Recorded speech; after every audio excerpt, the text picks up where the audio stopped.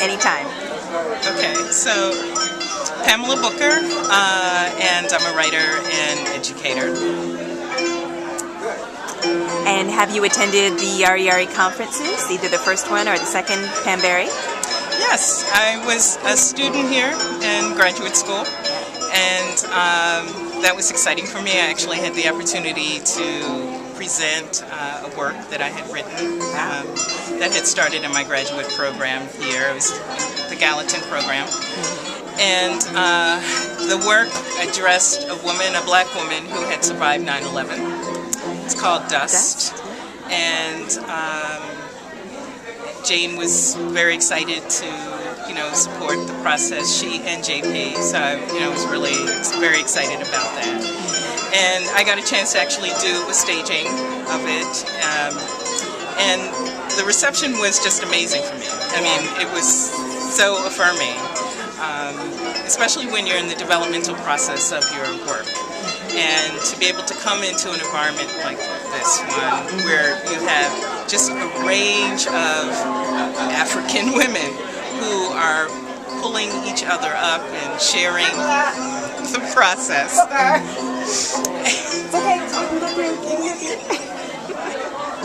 And that's my friend, Sapphire.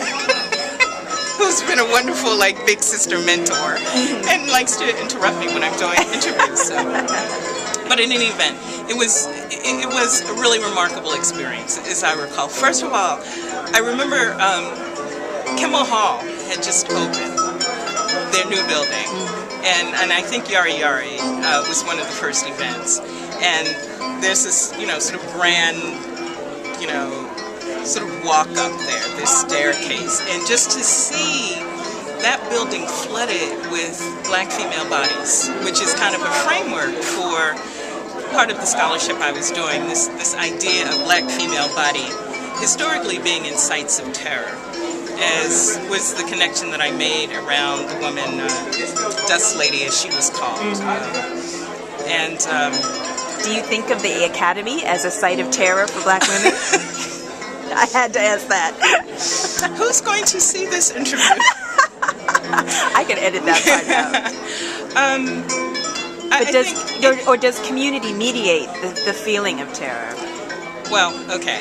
I think, yes, I can be very honest and feel that Academy has been a site of tension for black female body. Okay. I would certainly support that assertion for any number of reasons.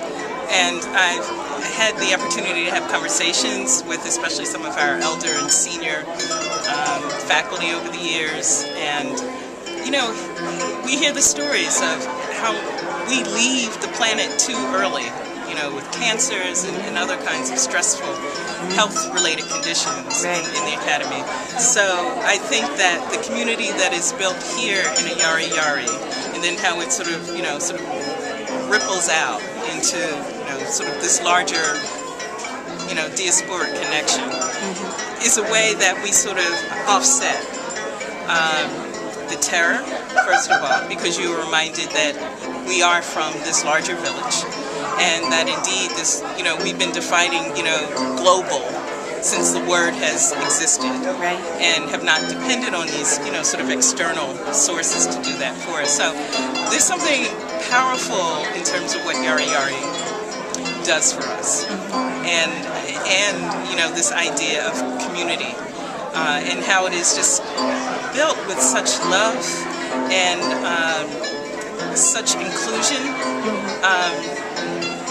To know that you can stand, beside and with people, like Jane and, elders, Maya, and to all be a part of the same circle, right, where we have the opportunity to, in some rare way, mitigate the hierarchy that we, have to struggle with a little bit in the Academy. Yeah. And, I identify as creative, sort of artist and scholar. So I'm someone who really has kind of a fluid relationship to academy. You know, I'm not tenure track, and don't really necessarily aspire to be that. So I live in the world differently. Yeah. So it allows me a little bit more freedom to kind of navigate, you know, because can be, you know, a treacherous pathway, Right. you know, at different times. Right. But I think that one of the reasons why it excites me is to be in the company of this just amazing, you know, sort of catalog of women of color, of African women who are present for one another, who are generous, who are thoughtful, and are teaching each other in that process. Yeah. What would you say to perhaps the next generation of young Black women artists who maybe have never attended a Yari Yari conference or aren't sure in the age of social media that we need something like another Yari Yari conference? Well, you know, that's an interesting question because I'm also someone who teaches in a low residency program. So we have the opportunity to come together twice a year for about a 10-day period. And it is so intense and it is so heightened. And then of course we leave one another and we go back to our respective individual communities. And it can be problematic emotionally for a lot of people, especially for students. And I think even for our younger students who are accustomed to existing in virtual communities, when they have the opportunity to experience a certain kind of aliveness, you know, that flesh, immediacy, you know, and also that flesh provides for them, but also learning how to really navigate, you know, and understanding this idea of social when you are present in the body. And I think that, you know, for me as someone who's, you know, now in a position as, you know, I have a nephew who's just finished college, you know, so I'm elder auntie to many students and young people. And, you know, and we do owe it to them to pull them into these settings from time to time. At the same time, I love the collaborations that can happen. So I think, especially in thinking about the vision of Yari Yari for 2013, that I think it will be really important, essential to bring youth and younger students, younger artists, younger writers into the planning and to the execution of what this amazing event will be. Right. Because now we're talking about legacy building. And one of the ways in which that legacy will continue to happen, regardless of our resistances to it or the tensions that it generates for people who are not as comfortable in it, the virtual world is one of those worlds that ultimately we do have to have a mastery with.